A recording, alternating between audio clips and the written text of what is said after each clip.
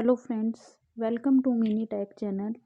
Last lecture में हमने Varignon's theorem और लॉ ऑफ मोमेंट टॉपिक देखा था। एक बार फिर से रिवीजन कर लेते हैं।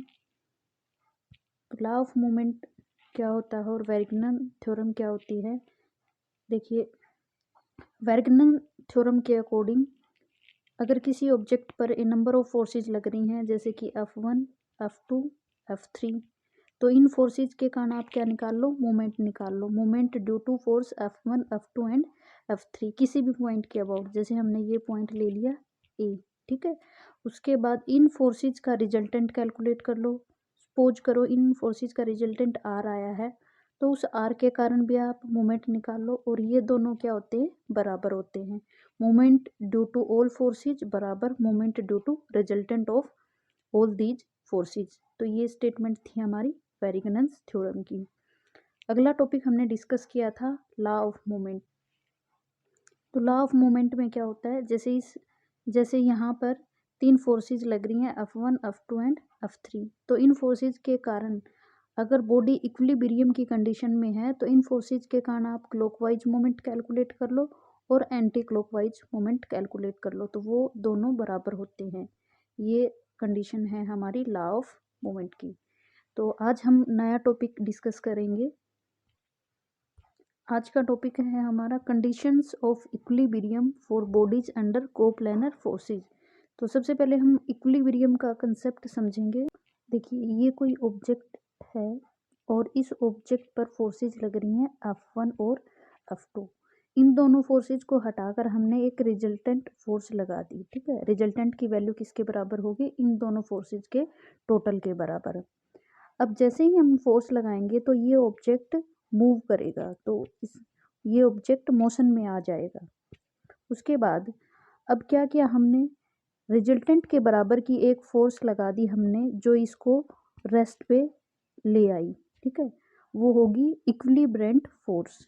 अब अगर हम बात करें इस आर की, तो आर का जो भी मैग्नीट्यूड था उसके बराबर हम अगर एक फोर्स लगा दें, तो उसको हम क्या कहेंगे, इक्विलिब्रियम फोर्स।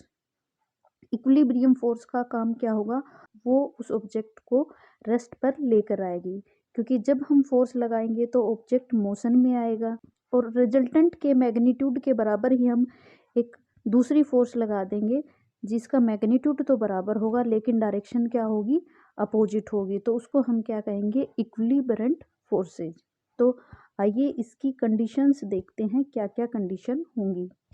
तो अगर हमारा force coplanar concurrent force system है, तो उसमें दो कंडीशन सेटिस्फाई होनी चाहिए। पहला है, जितनी भी हॉरिजॉन्टल डायरेक्शन में फोर्स हैं उनका समेशन 0 होना चाहिए। नंबर 2, जितनी भी वर्टिकल डायरेक्शन में फोर्स हैं उनका समेशन 0 होना चाहिए। अब कोप्लैनर कनकरेंट फोर्सेज कौन सी होती हैं, कोप्लैनर का मतलब होता है कि जो फोर्सेज एक ही प्लेन में लगे, और कनकरेंट का मतलब होता है कि फोर्सेज एक ही बिंदु पर आके मिले। जैसे कि ये कोई पॉइंट है, तो यहाँ से फोर्स राइट की तरफ जा रही है और लेफ्ट की तरफ जा रही है, अपवर्ड जा रही है और डाउनवर्ड जा रही है। तो ये हमारे फोर्सेज हैं F1, F2, F3, F4। तो ये सिस्टम कब इक्विलिब्रियम में होगा, जब हॉरिजॉन्टल डायरेक्शन में जितनी भी फोर्स लग रही हैं उनका सम 0 हो, और वर्टिकल डायरेक्शन में जितनी भी फोर्सेज लग रही है उनका सम 0 हो। तो ये सिस्टम किस में होगा, इक्विलिब्रियम में होगा।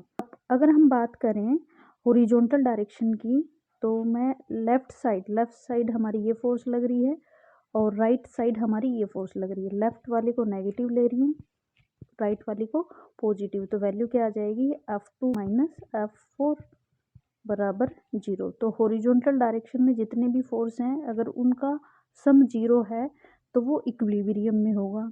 दूसरी कंडीशन, अगर वर्टिकल डायरेक्शन में जितनी भी फोर्सेज हैं उनका सम 0 हो तो भी सिस्टम क्या होगा, इक्विलिब्रियम में होगा। तो वर्टिकल डायरेक्शन में कौन कौन सी फोर्स लग रही हैं, F1 और F3। तो इनका सम करें हम, अगर अपवर्ड को आप प्लस लो तो डाउनवर्ड को आप क्या लो, माइनस। तो F1 माइनस F3 बराबर 0। तो ये सिस्टम इक्विलिब्रियम में होगा। क्लियर है यहाँ तक। देखो, अगर F1 के बराबर F3 तो ऑब्जेक्ट किस में रहेगा, रेस्ट में रहेगा।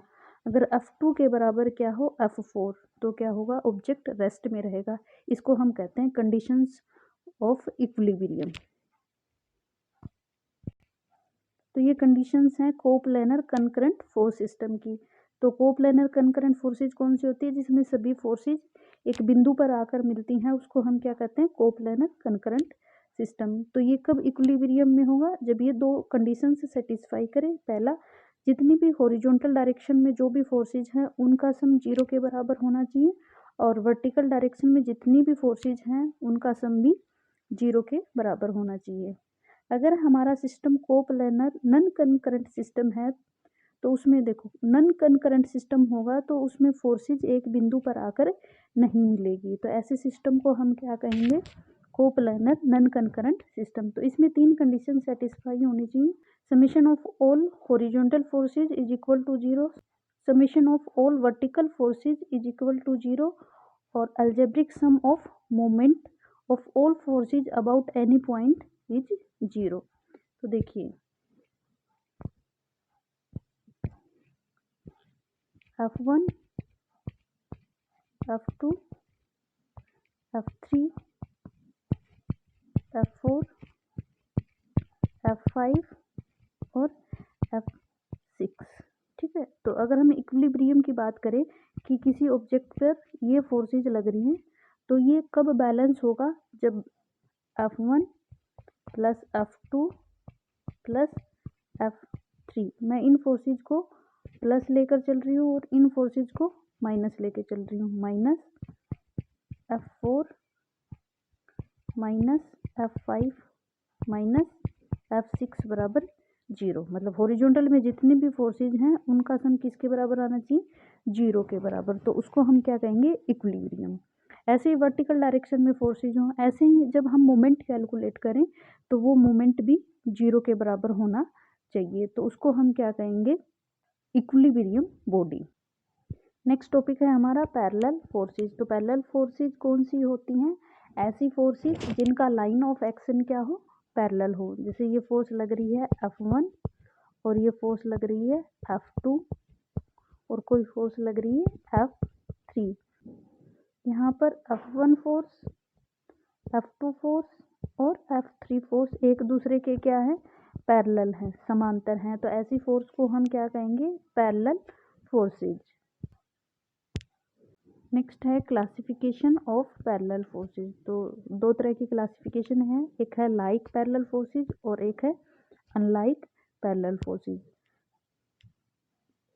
तो लाइक पैरेलल फोर्स कौन सी होती है, अगर फोर्स पैरेलल तो हो और उनकी डायरेक्शन भी क्या हो, सेम डायरेक्शन हो। जैसे F1 और F2 दोनों अपवर्ड डायरेक्शन में लग रही है, तो इसको हम क्या कहेंगे, लाइक पैरेलल फोर्सेज। वहीं पर हम बात करें अनलाइक पैरेलल फोर्सेज की, तो अनलाइक पैरेलल फोर्सेज क्या होंगी, पैरेलल तो होंगी एक दूसरे के, बट उनकी डायरेक्शन क्या होगी, अपोजिट होगी। तो इसको हम क्या कहेंगे, अनलाइक पैरेलल फोर्सेज। तो आज का टॉपिक आप लोगों को समझ में आया होगा। Thanks for watching.